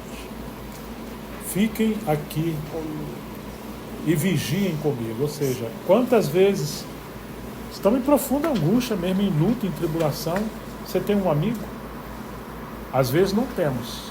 Na obra de Dom Quixote, tem uma frase mais ou menos assim: construa mais pontes do que muros. Porque se você construir muitos muros no lugar de pontes, você vai ficar sozinho. Na verdade, ele diz: muitas pessoas vivem isoladas porque constroem mais muros do que pontes. Pontes de relacionamento. Por que as pessoas são isoladas? A Bíblia diz, Provérbio 18, né? O solitário busca os seus próprios interesses e se insurge contra o verdadeiro conhecimento. E Jesus também falou: se o grão de trigo cai em terra e não morre, o que vai acontecer? Por que muitos cristãos são sozinhos? Não têm amigos. Você pode ter uma congregação, cantar junto, legal, isso é bom, uma vida congregacional, mas você tem amigos? Você tem confidentes? Você reparte as suas batalhas, suas lutas? E você está vinculado, você serve outras pessoas? Quando pessoas se convertem, existem pessoas que dão a vida por essas pessoas? Porque se Deus usou você para pregar o evangelho, atrair alguém para o caminho, você deveria ser responsável por essa pessoa. Não é o pastor, é o presbitério. Não, você pode ser o pastor ou a pastora. Não é uma questão de título, é uma questão de amor, relacionamento e cuidado. Mas nós às vezes somos tão egoístas que não temos vínculo. Não queremos nos ocupar com ninguém. E o que acontece? Na hora das crises, provavelmente você vai falhar. É como o casal que não cria vínculos com outros casais, na hora que passa uma crise conjugal, que inferno que é. Ou a família. Você tem um filho que está passando uma grande luta na sua vida, na vida dele. Você vai repartir com quem? Você não tem experiência, não tem liberdade, você não construiu relacionamento. Então, infelizmente, lembra-se de Adão, quando ele pecou, para onde ele foi? Ele se escondeu. Tem muita gente escondida na igreja. A igreja não é um baile de máscara, onde cada um veste a sua máscara. Tudo bem, irmão? Graças a Deus, está tudo bem. Não, e às vezes não está nada bem. Por isso que a reunião nas casas, além da reunião geral, que é uma bênção, era tão importante, que é um ambiente de mutualidade, de comunhão, de oração, e é o lugar para você ser o que você é. Você é o que você é na sua casa. Tem gente que fala: eu ainda não dá para ter reunião na minha casa, que eu quero trocar o móvel, quero pintar a parede, quero comprar um tapete. Na verdade, é só uma maneira de esconder o seu ego. Não é nada disso. É uma hipocrisia. Porque nós não estamos preocupados em querer ver os bens de ninguém. Estamos querendo amar e estar junto. Graças a Deus que se uma casa está arrumadinha. Eu falei: Davi, isso aqui é sua casa, seu apartamento? Porque quando eu estive aqui não era assim. Eu falei: não, mas isso aqui é uma área gourmet e tal. Eu lembro da sua casa. Quase que eu falei: Davi está sendo um bom esposo. Está amando a Meire, os filhos. Lugar. Quem sabe no futuro. Quem sabe uma profecia lá no futuro, né? Prosperando, vai ter uma mesa desse tamanho. Mas vocês estão entendendo? O terceiro nível, que é tão importante, essa comunhão na base de 2 ou 3. Porque às vezes a pessoa quer estar lá no púlpito, no meio da igreja, quer dar opinião em tudo que é assunto da igreja. Mas ele é um lobo solitário. Como um lobo solitário. Não que ele é o lobo, mas ele não é como uma ovelha que anda junto. E vai gerar problema. Irmão, quem são os 2 ou 3 que você anda junto? Você tem, Davi, aqui uns 2 ou 3? Tem. Que bom. Agora, ai de mim, ai de nós, se na nossa cidade não tiver. Isso é problema de caráter. É um ego não tratado. Né? São vários versículos que mostram o exemplo de Jesus. Também em Marcos 2, diz assim: 6 dias depois, Jesus tomou consigo Pedro, Tiago e João e os levou em particular a sós a um alto monte, e Jesus foi transfigurado diante deles. Paulo diz que quando Jesus ressuscitou, ele foi visto por mais de 500 discípulos. Está em 1 Coríntios 15. No entanto, ele mantinha uma relação mais estreita com um círculo menor, que eram os 12 e outros discípulos, especialmente Maria Madalena, Marta e Maria de Betânia. Mas ainda assim, nesse círculo menor, seus mais íntimos eram Pedro, Tiago e João. E dentre os três, o mais íntimo era João. Quantas vezes falam assim, não, eu amo toda a igreja. Podemos amar no sentido coletivo, mas amar mesmo de relacionamento, cuidar, intimidade, não. Às vezes você não ama ninguém. Se você não tiver 2 ou 3 e alguém que é mais cercano, mais próximo. É uma palavra que elas conhecem muito bem. Cercado. Muito cercano. Com esses 3, Jesus repartiu os seus segredos mais íntimos, suas dores e a liderança do seu ministério. Ele tinha dor, ele tinha traumas, tinha sofrimento. Com Cristo aprendemos que, embora sejamos membros do seu corpo, somos membros especialmente daqueles que ele nos ligou. Romanos 12, versículo 4 e 5. Diz assim: porque assim como em um corpo temos muitos membros, e nem todos os membros têm a mesma função, assim nós, que embora sejamos muitos, somos um só corpo em Cristo, mas individualmente somos membros uns dos outros. Ou seja, muita provisão da cabeça vai chegar a você quando você tiver esses 2 ou 3 que você valoriza e reconhece. Não, eu quero que Deus fale comigo direto. Como se Deus fosse obrigado. É um orgulho isso. Ou né? estimular a sua... estimular a individualidade. Né? É verdade. Eu tenho uma pergunta. Sim. Sim, prossiga.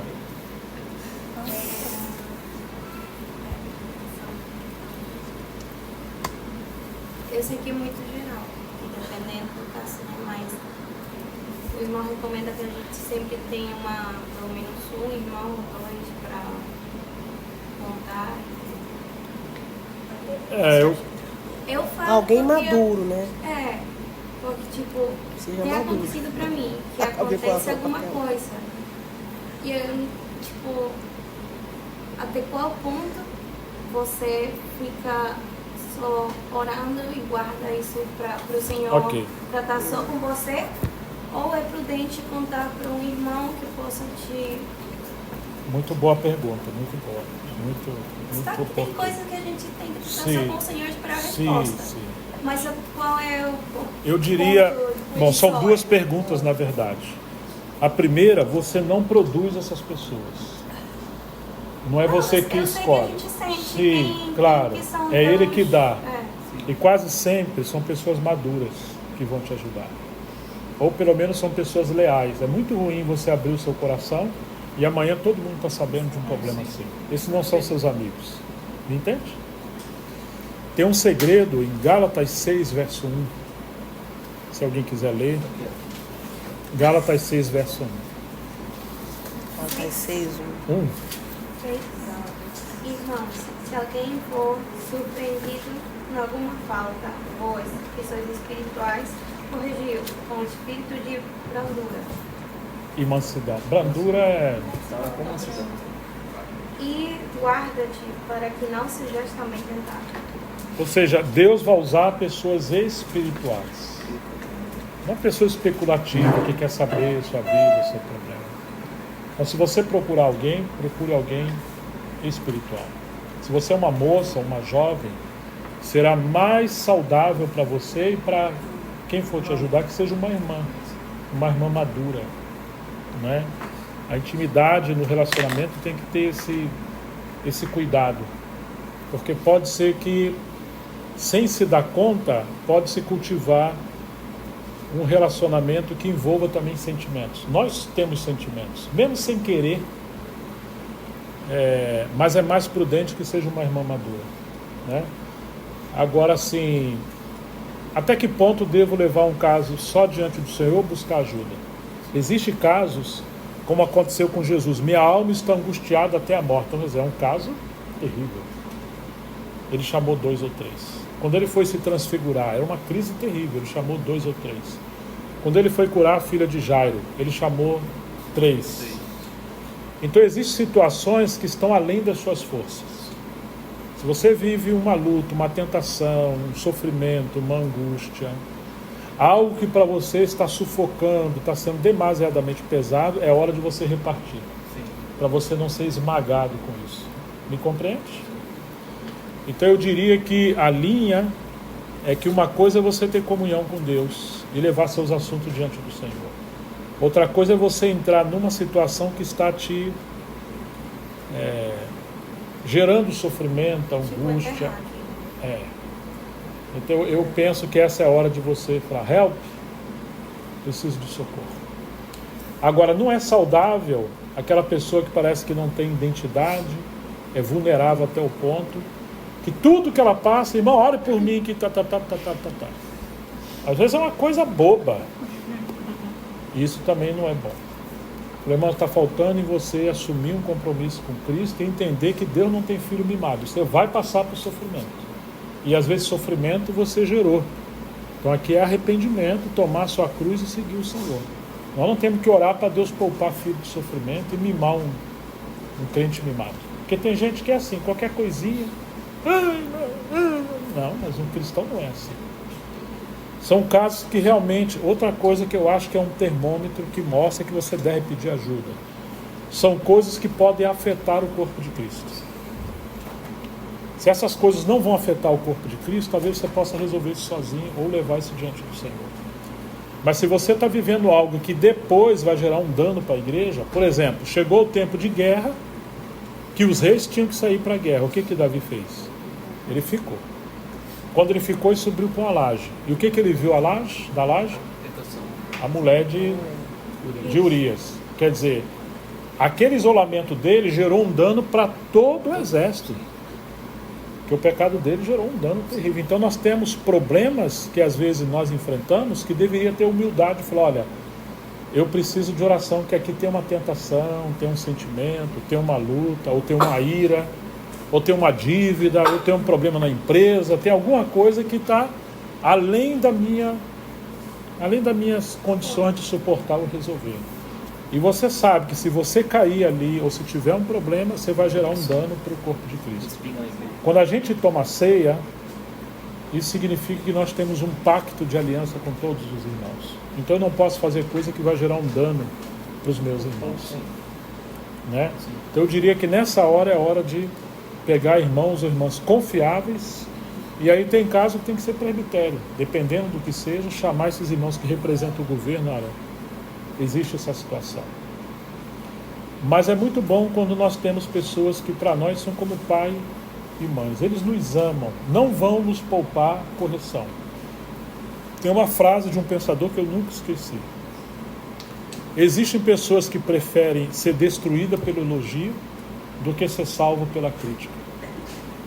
Entendeu?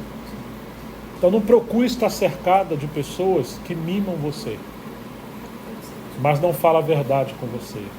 Sua roupa está decotada, a maneira que você está sentando não está adequada. Irmão, a maneira que você está se comportando daquele jeito ou ali não é própria de um cristão, ou de um homem casado, ou de uma mulher casada. Mas às vezes, irmão, quando a gente vai chamar a atenção dessas atitudes que o senhor falando aí, às vezes tem irmãos e irmãs que ficam chateados com a gente. Vai ter sempre. Mas assim, existem pessoas que Deus nos deu para fazer isso. E existem pessoas que o Senhor entregou para outros fazer. A gente tem que ter discernimento. Por exemplo, quando Pedro saiu da prisão, em Atos 12, para onde ele foi? Foi para a casa de Maria, mãe de João Marcos. Ali tinha uma base de comunhão. É o Senhor que dá essas bases. E ele disse assim, avisem a Pedro, avise a Tiago, não, foi Pedro que foi para lá, avisa a Tiago e aos irmãos. Quais irmãos? Os irmãos que estão com o Tiago. Então, embora a igreja seja uma só, o Senhor vincula alguns membros conosco. Você sabe que você tem uma responsabilidade coletiva, mas existem pessoas que Deus te deu como filho, filhas, ou irmãos, ou mães. Essas pessoas, sim, como eu usei a frase no começo, né? Dificilmente alguém vai ouvir uma exortação se não tiver vínculo de confiança. Então, talvez você não vá falar, mas você sabe que aquele irmão ou aquele irmão ouve mais uma outra irmã, você pode chamar a irmã, vem aqui. Você tem visto essa situação? Ah, interessante. Eu recomendo que você, já que eles ouvem mais você fique encarregado de cuidar disso. Mas alguém vai amar e cuidar. É uma maneira sábia, não importa quem vai fazer. O que importa é que nós venhamos amar e cuidar uns dos outros, pastorear uns aos outros. Esse espírito de brandura resume tudo. É mansidão. A gente tem que saber Como falar, lidar. Né? Como falar. Tem que ter discernimento, sabedoria. Ah, ok. Porque realmente pode ferir, né? Pode. Você não vai ouvir qualquer um. Pode até afastar ao invés de você não tem vínculo, a pessoa nunca te recebeu também com essa prerrogativa. Então, talvez outro, né? E não criou também um vínculo com a pessoa. Não criou um Não vínculo. criou, aí quer chegar aí, entendeu? Afetos, né? Você tem que amar a pessoa, tem que cuidar. É o que eu falei de se importar. Está amando, claro. É um amor, é uma maneira de demonstrar amor. Principalmente as vestimentas das irmãs. Né? A gente procura ajudar. em cima para ajudar. Aí tudo vai ao coração. Tem gente que não quer ouvir. Mas a igreja é um lugar de sermos trabalhados, aperfeiçoados, né? Lá em Montemor e em outros lugares, a Mira sempre tem reunião de mulheres para isso. A Bíblia diz em Tito que as mulheres mais velhas não é no sentido de ser uma velhinha, não, viu? São irmãs mais experientes, né? Mais amadurecidas, que aconselhem, sejam mestras do bem para aconselhar as mulheres mais novas a serem boas donas de casas. Tempo difícil que hoje a mulher às vezes não sabe nem fazer uma galinha, não sabe fazer nada. Ame os seus maridos, eduque os seus filhos e cuide das suas casas. Porque o movimento feminista quer empurrar a gente para ser boa lá fora, né? Mas dentro de casa que é a nossa primeira responsabilidade. Então isso é o papel das irmãs mais velhas. Esse papel hoje em dia é muito difícil. Porque a gente luta diariamente com uma enxurrada de informações, principalmente com os jovens. Lá na nossa cidade, um casalzinho novo casou. Eles vieram de outro lugar e foram reunir lá. Eu lembro que tiveram um neném e um dia o neném não parava de chorar. E eu fui no carrinho, olhei, a mão estava bem vermelhinha. Nós temos 3 filhos. Eu falei, minha filha, ainda chamei ela de filha. Eu penso que essa criança está com frio. Não, mas eu li no Google que é assim. Também Aí eu falei, mas o seu Google lá já gerou algum filho, você sabe? Conhece vocês, sabe a tempo. Vamos fazer um teste. Foi botar uma vestinha e parou de chorar. Outra vez estava muito calor e ele estava cheio de roupa e chorando. Eu falei, agora é o contrário. Ah, mas uma pediatra de tal lugar recomendou. Eu falei, mas essa pediatra que nós conhecemos, ela tem de classe média alta. Então lá tem ar-condicionado, lá tem tal. Você não tem. Às vezes, ela morava num calor que parecia Manaus sem ar-condicionado. Tava quase crime purgatório. Oh, meu Deus. A gente tem experiência isso lá em casa, né? Com sobrinhas novas. Então eu sei que é um tempo difícil, que o jovem, ele não quer ouvir os mais velhos. Ele acha que já sabe tudo. Exatamente. Pediatra é lei. Porque aí a avó da experiência Lá em casa a gente tem um ditado, quando criava os filhos, dos antigos, né? Porque assim, eu penso muito que todos nós fomos gerados e estamos aqui. Então a sabedoria milenar, ela tem, de quem nos criou, sempre teve isso assim. É uma superstição que eu não acredito. é uma herança, é um legado, tem que valorizar. Quem que levantou a mão aí? O Mário? Vamos lá, Mário. Nesse ponto aí que outros dias atrás a gente estava meditando sobre essa situação de exortação, de admoestação, e eu ganhei muito sobre esse ponto, que a gente precisa desses empregados afetos para poder fazer isso, de relacionamento. Que não é de qualquer jeito, não é de qualquer maneira. Não. Às vezes você vai ferir o irmão. Vai. E eu até te dei um exemplo do próprio rei Davi. Quem foi que foi exortar Davi? Foi o que estava mais próximo dele. Natan estava próximo dele. Ele era o conselheiro dele. Então, isso é um ponto crucial, porque uma palavra que você vai falar, você pode ferir profundamente a pessoa. E eu sei que Deus não é invasivo. Ele não invade as coisas das pessoas. Eu tiro isso porque quando eu estava no meu curso, eu estava prestes a me formar, estava faltando 30 minutos para me formar, e eu estava pensando em desistir. Eu tinha uma mochila que estava nas minhas costas assim, que me matou a patrulha toda. E aí eu cheguei e falei, eu comecei a sentir fraqueza, e naquele momento eu falei, eu não aguento mais, eu não suporto mais, eu quero ir embora, vou pedir para ir embora, vou desistir. Na hora que uma pessoa que está mais próximo de mim, que era o Campos, chegou comigo e disse, você não vai desistir, eu tenho que te carregar. Aí ele me deu uma tapa na cara, você vai conseguir ir comigo, bota essa mochila nas costas. Onde teve esse tapa? Vendo, Robson? Daqui pra frente, então, esse negócio ponto, o que eu aprendo com isso? É que a pessoa que foi usada para me exortar... Era alguém que estava do seu lado, convivia, ou seja, eu olhava, eu estava falando isso com o irmão César sobre esses pontos, e a gente, não é de qualquer jeito que a pessoa chega, com a pessoa que está errada, é assim, Obrigada. Assim, porque você pode matar a pessoa ferindo, mesmo que você esteja certo. Então, esse ponto de relacionamento, eu me lembro de uma mensagem que eu ouvi, que ele fala assim, como é que eu aumento a minha fé? Aumentando o relacionamento com o Senhor. Olha que benção. Aumente o relacionamento, assim você aumenta a sua fé. Então, como é que aumentamos o relacionamento também com os irmãos? Devemos ter esse relacionamento com os irmãos. Quando a gente olha os pais da igreja, os irmãos viviam um na casa do outro. Juntos. Verdade. Juntos, todo momento.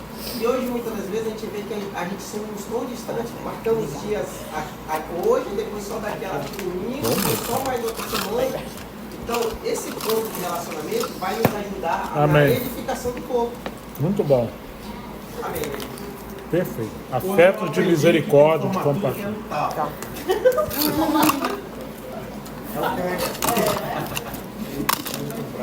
Não posso nem ajudar ninguém esse ponto. Eu estava num lugar e os irmãos iam convidar um obreiro. Eu falei para eles assim, olha, existem obreiros que são mestres, eles vão abrir a Bíblia no púlpito e são... Mas existem aqueles que são pais espirituais, que estão no nível, eles vão compartilhar mais experiência do que conhecimento. Vocês aqui precisam de pais.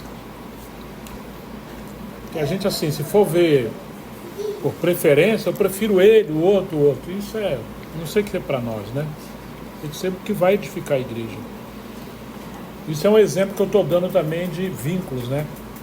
É o Espírito Santo que cria vínculos de relacionamento conosco. Aí vai ter esses afetos de misericórdia, porque sem misericórdia, sem compaixão, e Deus é amor, né? Você descer até a pessoa para crescer com ela. Especialmente dar exemplo da própria vida. Por que deveria ser assim? Por que não deveria ser daquela maneira? Gente, são 15 para... Será que é isso mesmo? Temos até 3 na madrugada. O João já está cedo, né? Trabalha amanhã, mas eu é porque O Joaquim não está aqui hoje. Então, não sei se vocês querem que vá mais um pouquinho, se pare aqui. Eu dou os bolsos para vocês. Está tudo comentado aqui, ó.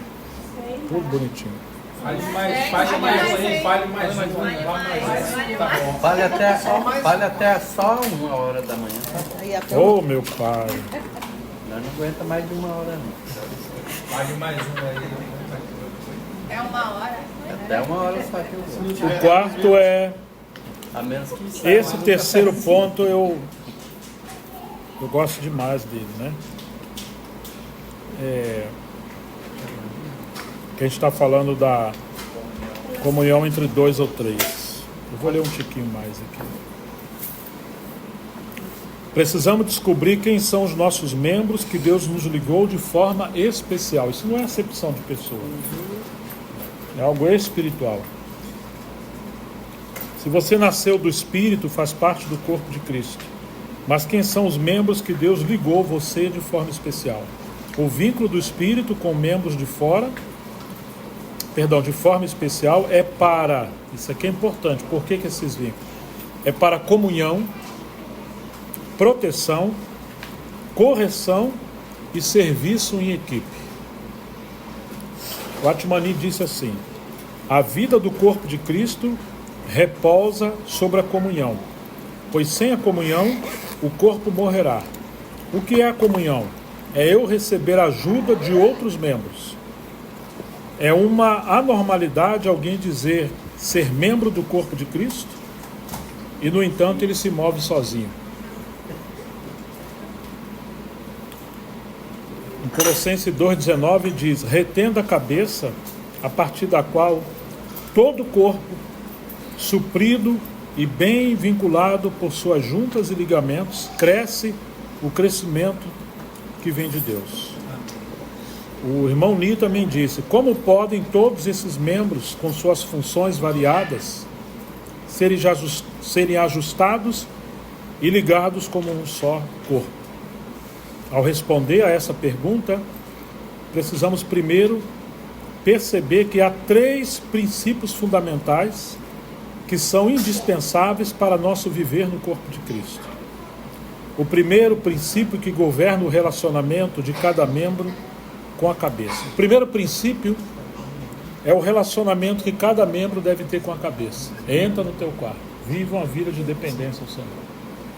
Se a pessoa não cultiva uma vida com a cabeça, por mais que o Senhor está usando os irmãos e irmãs, ele não vai perceber. O segundo princípio governa a relação do membro com o corpo de Cristo. E isso diz respeito à comunhão. O primeiro princípio diz respeito a governo. Quem governa a sua vida? Sua opinião, seus sentimentos, seu egoísmo, suas preferências? Tem que ser a cabeça. Então diz respeito a quem está governando a sua vida. É a sua relação direta com a cabeça. O segundo princípio diz respeito à sua relação como membro com o corpo. E isso diz respeito à comunhão. Você não vai se mover sozinho. O terceiro princípio governa o meu lugar como membro. E isso diz respeito ao serviço de cada membro do corpo.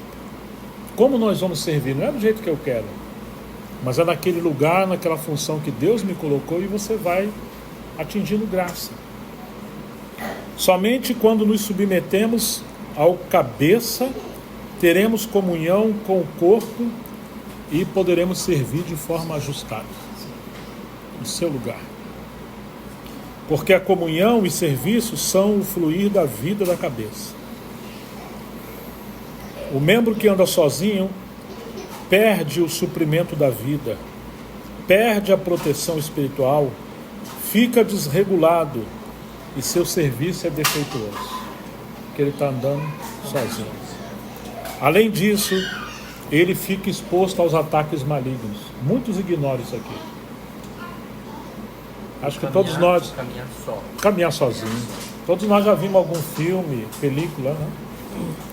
Um leão, um predador, quando vai querer uma presa, ele corre atrás de um rebanho, mas ele vai procurar aquele que vai se isolando.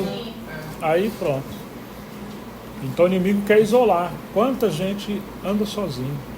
Ele não escuta conselho, não se submete, não serve junto. Quando vai servir, dá trabalho. Por quê?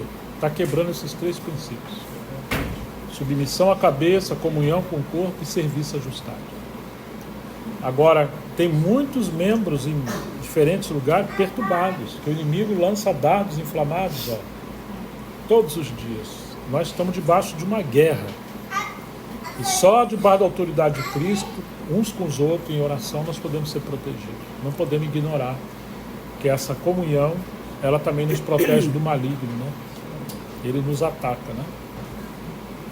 Aí o quarto, eu vou só ler o que é a comunhão com Cristo na igreja.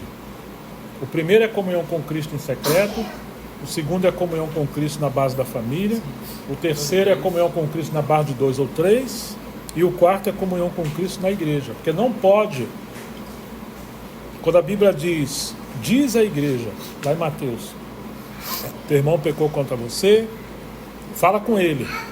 Se não ouvir, leve 2 ou 3, olha 2 ou 3. Se não ouvir, faz o quê? Diz a igreja, quer dizer que o tribunal de Cristo não é 2 ou 3. A igreja é, vamos dizer, essa coletividade é o testemunho e a assembleia onde Deus opera. Alguns irmãos começam a ser bem-sucedidos sozinhos e ignoram 2 ou 3. Algumas famílias estão indo bem e ignoram as outras famílias. Mas às vezes um grupo caseiro está indo bem, qual que é a tendência? Não, nós vamos seguir independente, quebrou o princípio. Um grupo, um membro sozinho não é maior do que 2 ou 3. Uma família sozinha não é maior do que a igreja. mas um grupo também não é maior do que toda a igreja. Então, por isso que eu coloquei esse quarto, que é a comunhão com Cristo na igreja. Como a gente pode se relacionar com a igreja e estar de forma equilibrada. São coisas assim muito sérias, né? O quinto nível é a comunhão com Cristo no ministério. Isso aqui é tão bonito, essa parte aqui. Mas eu vou deixar com os varões, com quem quiser, com as irmãs também. Deixar os bolsos com vocês. Por favor.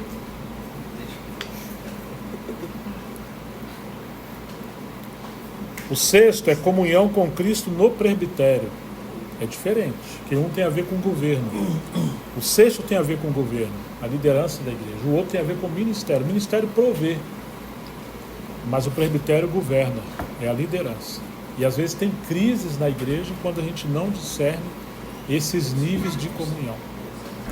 Por exemplo, esse texto de Atos 13, sobre comunhão na base de ministério, né? Diz o texto que havia na igreja que estava em Antioquia profetas e mestres. Aí tem 5 ali. No começo era só Barnabé. Barnabé chamou Saulo.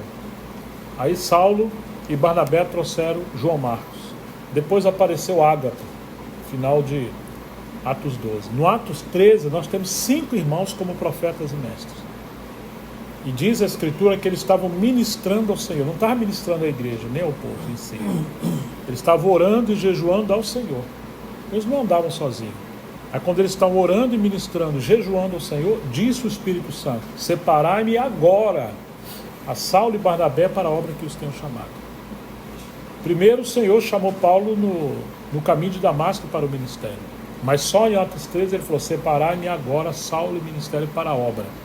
É como alguém que sabe dirigir, mas só no capítulo 13 ele tem a carta, né? A habilitação. Ele está autorizado. Isso levou um bom período. Não fabrica assim não, levou um tempo. E quem que enviou Paulo e Barnabé? Não foi ele mesmo. O Espírito Santo enviou por meio do corpo. Então isso é comunhão no ministério. Muitos irmãos pensam assim: não, eu tenho um chamado, ok, mas você tem que cultivar uma vida de relacionamento no ministério. Você não pode se autopromover, não pode forçar. E quando o Espírito Santo está usando alguém, ele que dá testemunho na igreja. Se o senhor não der testemunho, não vai fluir a graça de Deus, né? E a questão do presbitério, que você pode ter um ministério na igreja, ministério é serviço, mas o Senhor não chamou você para interferir no governo da igreja. Você vai ter que estar debaixo da autoridade dos irmãos presbíteros. E temos crises na igreja, que às vezes a pessoa quer servir, mas quer interferir, né? Quer estar no governo, quer servir, quer estar no governo. Às vezes os filhos são assim, né? Eles são filhos, têm a prerrogativa da vida, desfruta de tudo dos pais, mas ele às vezes quer mexer em coisa na casa que vai quebrar a liderança dos pais. Meu filho, aqui, você não pode trazer um estranho, você não pode chegar a hora que você quer, você não pode mudar, não vai usar o dinheiro do jeito que você quer. Quem dita as regras e a mãe anda junto. Sim. Agora, quando o filho, eu já sou grandinho, você vai querer ficar me controlando, eu falei, então esse estilo de vida que você quer viver, torna-se responsável. Você arruma uma kitnet, aí você cuida da sua roupa, da sua comida, paga a sua água, paga o seu... e vai. Vamos ver até quando você gosta. Você aguenta, às vezes não dá 2 meses. Chegou a arrumar sua mala. Tá na hora, começou a peitar a autoridade, enfim. Então assim, temos que aprender que a casa de Deus tem ordem, senão vira uma bagunça. Então esse princípio da comunhão na base do presbitério é... E eu cito muitas passagens aqui, pessoas que arrumaram problema. Lembra que em Atos 15 desceram Paulo, Barnabé e Tito, foram até Jerusalém, porque surgiu uma contenda nas igrejas dos gentios, porque desceram alguns cristãos de Jerusalém, visitaram as igrejas dos gentios e pregaram assim: se vocês não circuncidarem, vocês não estão salvos. E aí os apóstolos falaram assim: olha, desceram alguns entre nós, estão perturbando vocês, mas nós não damos mandamento, nós não enviamos eles, não. Eles saíram em nome próprio, tiveram que ser corrigidos. Então o 6º nível é a comunhão com Cristo no presbitério. O 7º nível é a comunhão com Cristo entre os obreiros. Obreiros itinerantes, obreiros extralocais. O 8º é comunhão com Cristo entre as igrejas o cuidado de não ser uma igreja exclusivista, solitária, mas que ela mantém cultivo com outras assembleias locais. A Bíblia tem muito isso, lida com muitas coisas. E o 9 é a comunhão com Cristo entre os obreiros e as igrejas. Igrejas que Deus vinculou. E isso tem que ter muito critério, como que... E nesse aspecto entra considerar o aspecto prático da comunhão com Cristo na mordomia, no sustento da obra de Deus. Quando a gente tem esse vínculo de comunhão extralocal, com obreiros, com ministério, não é uma coisa exigida, não é uma coisa controlada, não é uma dominação. É um encargo que o Senhor dá para nós. Queremos participar. As igrejas da Macedônia participaram do ministério de Paulo, a igreja em Filipos. E eu sei que vocês aqui também abençoam o ministério de um irmão. E eu sempre falo, William Carey foi o pai das missões contemporâneas. Nós aprendemos com eles. A obra de Deus é feita pelos pés daqueles que vão, o joelho dos que oram e as mãos dos que contribuem. Só que quando esse obreiro chega, todos aqueles que oram e contribuem chegaram junto com ele, espiritualmente falando. Ele não está sozinho. É um corpo em movimento. Não tem um chamado para ir, mas podemos ter um coração generoso para enviar e participar, porque ninguém vai à guerra à sua própria custa, né? Então esses são os 9 princípios da comunhão com Cristo. Então eu vou entregar para vocês esse esboço e aí vocês podem ruminar depois, tá? Espero que tenha sido de ajuda para vocês. Muito, irmão. Muita ajuda, muito auxílio. Pena que o tempo é curto, né? Quiséramos nós... A nossa vida secular acaba, às vezes, atrapalhando, né? A gente sabe o que é importante. Como o irmão falou, o Senhor ele não chama desocupados para a sua obra, né? Ele não pega um cara que está ali sentado debaixo de uma árvore, pensando o que ele vai fazer amanhã, né? Mas assim, a gente sabe também que às vezes essa nossa vida ela acaba pedindo que a gente tenha mais comunhão, né? São os espinhos ali. São os espinhos, mas eu acho que é aquela coisa, a gente tem que aprender a equalizar esse tempo ali, mas foi muito bom, irmão. Mas vocês se lembram qual é o primeiro degrau? O primeiro degrau com Cristo. E secreto. E o segundo? Família. Aí, tem essa vida agitada, profissional, mas não pode sacrificar esses 2 primeiros. É uma escada que vai subir. Se você vai lá, o Espírito Santo pode te ajudar. Irmão, só vem confirmar o que a gente tem ultimamente, assim, essa questão de retomar a questão das nossas casas, dos nossos lares, né? Essa preocupação com a questão do homem provedor. É lógico que a gente está nesse processo, assim, minha esposa está aqui, pode falar, né? Não era sempre um mar de rosas, mas a gente tá a ideia é que seja, né? Estamos buscando isso, né, Bruno? Estamos buscando, exatamente. Porque a gente tem um problema. Você trabalha e quer ganhar mais dinheiro. Aí começa a ganhar mais dinheiro. Isso. No lugar de viver essa vida humilde para ter mais tempo de qualidade com Cristo, com a família e servir, a gente muda o padrão de vida. Aí você tem que ganhar mais dinheiro, para ganhar mais dinheiro tem que trabalhar mais. Então falta simplicidade. Quando que vai fazer o dinheiro trabalhar para você? Exatamente. Porque se o Senhor te prosperar, o que você está fazendo? Você é generoso, você administra, está fazendo uma renda extra, você tem uma reserva para te... Então a liberdade tem que ser conquistada. Sim, exatamente. Meu irmão, eu fiz um curso uma vez sobre técnicas de venda. E aí, uma coisa ficou marcada. Diz que a gente chega, o rapaz passando para nós chegamos como vendedor, por exemplo, para vender um produto, para vender um copo, né? Ah, mas o Davi não usa copo. Não, mas eu crio a necessidade nele,